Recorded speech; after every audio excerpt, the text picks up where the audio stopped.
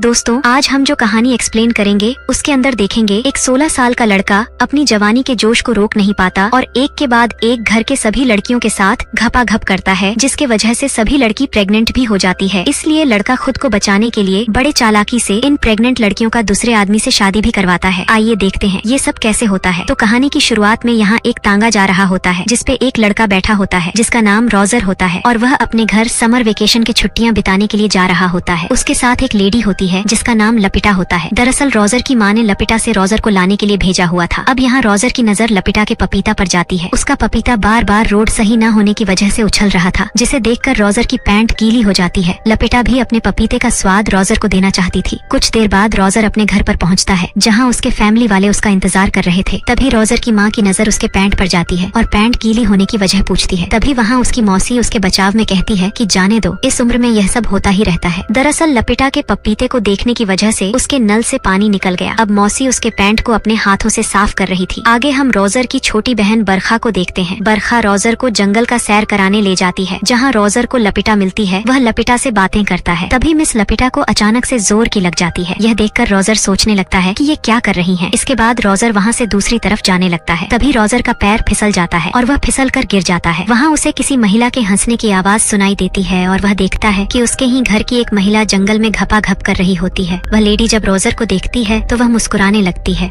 इसके बाद रोजर घबरा जाता है और वहाँ से भाग जाता है। रात में रोजर फैमिली के साथ डिनर कर रहा था। उसकी माँ नियम की पक्की होती है और बात बात पर रोजर को टोकती है। डिनर के बाद रोजर अपने कमरे में सोने को चला जाता है। तभी कमरे के बाहर उसे एक आवाज सुनाई देती है और वह उस आवाज की तरफ जाता है तो देखता है कि उसके घर की एक नौकरानी हेलेन का कार्यक्रम शुरू होता है। कोई उस दरवाजे के पीछे से उसका ढोल बजा रहा था। इसके बाद हेलेन अपना ड्रेस ठीक करके वहाँ से चली जाती है और रोजर अपने नल को बिना चलाए सोने चला जाता है। तब उसे बरखा दिखाई देती है जो उसके बिस्तर में छुपी हुई थी। बरखा यहाँ उसे अपनी मौसी के बारे में बताती है। बरखा बताती है कि उसकी मौसी के तालाब में अभी तक किसी ने केला नहीं घुसाया है। रोजर पूछता है कि तुम्हें कैसे पता चला। इस पर बरखा बताती है कि उसे हेलेन ने बताया था। रोजर पूछता है कि हमारी मौसी ने अभी तक शादी क्यों नहीं की है। बरखा कहती है कि उसे नहीं पता है, मैंने सुना है कि उन्हें मर्दों से बहुत डर लगता है। अगली सुबह बरखा रोजर को एक नदी के किनारे लेकर जाती है जहाँ उसके घर के सारे नौकर नहाते हुए अपनी बातें किया करते थे। बरखा और रोजर एक दूसरे से बातें कर ही रहे थे। तभी दो नौकरानी नदी के किनारे आ जाते हैं। दोनों भाई बहन एक ट्री के पीछे छिप जाते हैं। दोनों आपस में पंचायत कर रही होती है। तभी उधर से 3 आदमी गुजर रहे होते हैं। ये तीनों आदमी रोजर के घर के नौकर ही होते हैं। तीनों नदी के उस पार से नौकरानी को अपने केला दिखाने लगते हैं। इधर असूला भी कम नहीं थी। वह भी जोश में आकर अपना खरबूजा दिखाती है जिसे देखकर नौकर खुश हो जाते हैं, पर वह नदी के दूसरे किनारे पर थे इसीलिए कुछ नहीं कर सकते थे। यह सब चीज रोजर छिपकर देख रहे होते हैं। अगले सीन में हमें रोजर की बड़ी बहन एलिशा अपने पापा के साथ आई होती है जिसका भी घर के फैमिली मेंबर स्वागत करते हैं। यहाँ एलिशा सबसे गले मिलती है पर रोजर को हाय बोलकर चली जाती है। रोजर अपने साथ हुए इस भेदभाव को समझ नहीं पाता है और निराश हो जाता है और रोजर की निराश को खत्म करने के लिए बरखा उसे चर्च लेकर जाती है। उसकी मौसी मार्गरेट चर्च के फादर के सामने अपना पाप बताती है। वह कहती है कि मेरी बहन का बेटा रोजर जब से घर आया है उसे देखकर मैं उसकी दीवानी हो गई हूँ। कई बार मुझे उसके साथ घपाघप करने के सपने भी आते हैं। ये सारी बातें छत के ऊपर छिपा रोजर ध्यान से सुन रहा था। वह सोचने लगता है कि अब मेरे नल के चलाने की बारी है। मार्गरेट के इस बात को सुनकर पादरी परेशान हो जाता है और पादरी कुछ देर बाद सो जाता है और तभी उधर छत से रोजर भी गिर जाता है। जिसके बाद फादर और मार्गरेट उसके बारे में उसकी माँ को सारी बातें बता देते हैं। रोजर की माँ पादरी से पूछती है कि आप ही बताइए। जिसके बाद पादरी एक आइडिया देती है। इसे रोजर की माँ को भी यह आइडिया पसंद आता है। वो अपने नौकर से एक झाड़ू लाने को बोलती है। फिर वो ये काम मार्गरेट को सौंप देती है। तभी वहाँ पर रोलन नामक आदमी आता है। मार्गरेट पहले तो मना कर देती है पर रोजर की माँ के फोर्स करने पर यह कार्यक्रम शुरू होता है। उसकी मेड उसूला और बरखा बाहर से देख रही थी। रात में रोजर उल्टा सोता है क्योंकि उसके तरबूज सूज गए थे। तभी उसे फिर से बाहर बर्तन के गिरने की आवाज आती है। वह बाहर देखने लगता है। वह देखता है कि इस बार भी हेलन का कोई तबला बजा रहा था, पर अफसोस कि उसे पता नहीं चल पाता कि तबला बजाने वाला कौन था। इस बार रोजर के साथ साथ मिस्टर फ्रैंक भी देख रहे होते हैं। तभी वहाँ पर उसूला आ जाती है और रोजर से कहती है कि मुझे पता है कि तुम्हें बहुत दर्द हो रहा है, अगर तुम चाहो तो मैं तुम्हारे दर्द को मिटा सकती हूँ। रोजर कहता है कि इसकी कोई जरूरत नहीं है और पूछता है कि मैं जब सोने जाता हूँ तो हेलेन अपना तबला किसके साथ बजाता है, क्या तुम्हें पता है? उसूला कहती है कि ये मेट्स की सीक्रेट बात है और वहाँ से चली जाती है। रोजर सोचने लगता है कि मेरी बारी कब आएगी, मैं कब ढोल बजाऊंगा। इसके उसके बाद वह मिस्टर फ्रैंक से मिलने उनके कमरे में जाता है। इसके बाद उनकी नजर रोजर पे जाती है तो मिस्टर फ्रैंक वहाँ से चले जाते हैं। अब रोजर भी दूरबीन से देखने लगता है। वह देखता है कि दूसरी जगह भी गुफा की खुदाई हो रही है। तभी उसे टेबल पर रखी एक किताब मिलती है। उस किताब में गर्ल्स के फोन नंबर के साथ साथ रोमांटिक कहानियां भी लिखी होती हैं। रोजर जल्दी से उस किताब को अपनी पैंट में डालकर वहाँ से चला जाता है। वह जब अपने कमरे की तरफ जा रहा था तो उसे उसके पेरेंट के कमरे से कुछ घपाघप की आवाज सुनाई देती है। वह दरवाजे से झांकने की कोशिश करता है। तभी रोलन उसे झांकते हुए देख लेता है। रोजर उससे रिक्वेस्ट करता है कि प्लीज मेरे पेरेंट्स को इसके बारे में कुछ मत बताना, तुम जैसा कहोगे मैं वैसा ही करूंगा। रोलन भी अपनी कार साफ करवाने का काम देता है। इसके बाद रोजर अस्तबल में छिपकर डायरी रीड करते हुए अपने नल से पानी निकाल रहा था। तभी वहाँ पर उसके घर का एक नौकर आ जाता है और रोजर तुरंत एक कोने में छिप जाता है। उसके बाद हेलन भी मुर्गियों को दाना डालने के लिए आती है। पीछे से जाकर उसका ढोल बजाता है। हेलन की नजर रोजर पर जाती है और वो उससे हेल्प मांगती है, पर रोजर जब हेल्प के लिए आगे आता है तो हेलन उसे रोक देती है। दरअसल हेलन को भी ढोल बजवाने में मजा आ रहा था। इसके बाद जब रोजर बाहर आता है तो नौकर अपना काम खत्म कर चुका था। अगली सीन में रोजर अपनी बड़ी बहन और उसके फियोनेंसे से रोलन के साथ बातें कर रहा था। तभी रोलन रोजर से कहता है कि देखो मेरे जूते कितने गंदे हो गए हैं, इन्हें अच्छी तरह से साफ करो। पर रोजर उसे साफ करने से मना कर देता है। रोलन को गुस्सा आ जाता है और वह उसकी माँ को वो बात बता देता है। वो कहता है कि ये रोजर कल आपके कमरे की ताका झांकी कर रहा था। रोजर की माँ यह सब सुनकर गुस्सा हो जाती है और कहती है कि पता नहीं ये सब नॉलेज रोजर को कौन दे रहा है। वो तुरंत ही उसे बाहर जाने के लिए बोलती है, पर रोजर मौका देखकर अपनी किताब अपने बहन के किताब से बदल देता है। इसके बाद जब एलिशा उस किताब को रीड कर रही थी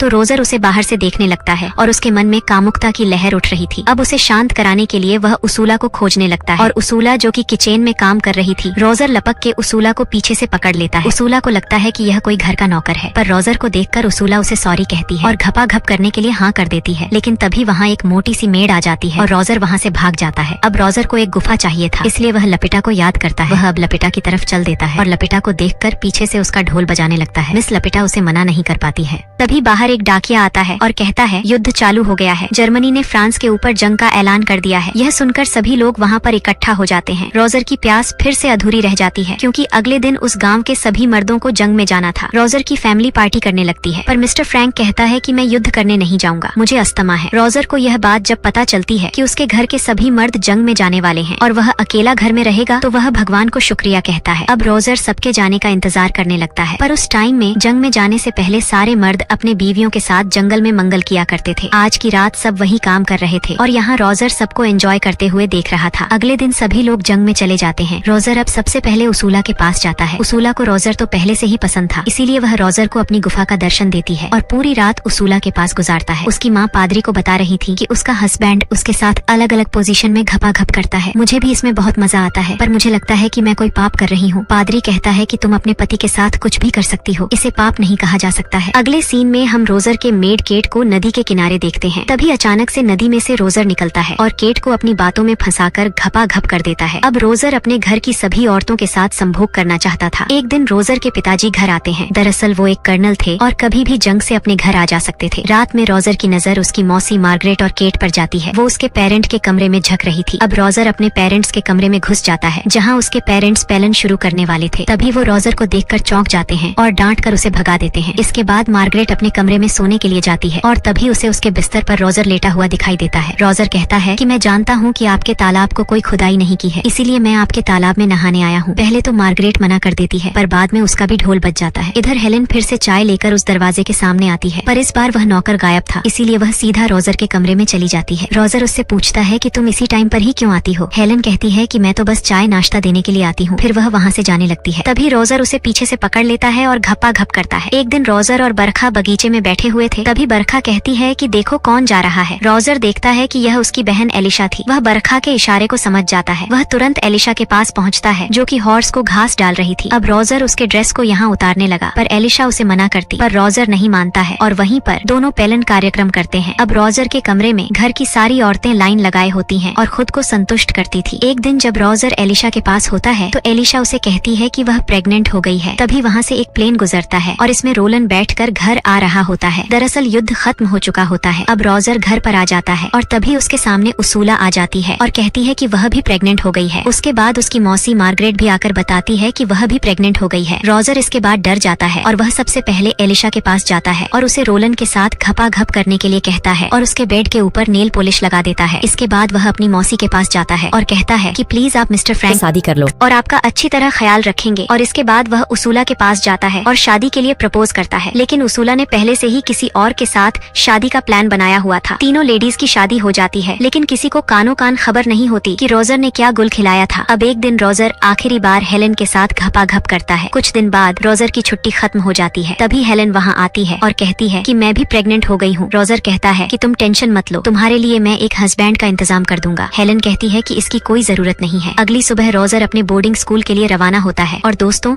इसके साथ कहानी यहीं पर खत्म हो जाती है। इसी तरह के रोमांटिक मूवी के लिए चैनल को सब्सक्राइब करें। हम फिर से एक नई मूवी के साथ मिलेंगे। धन्यवाद।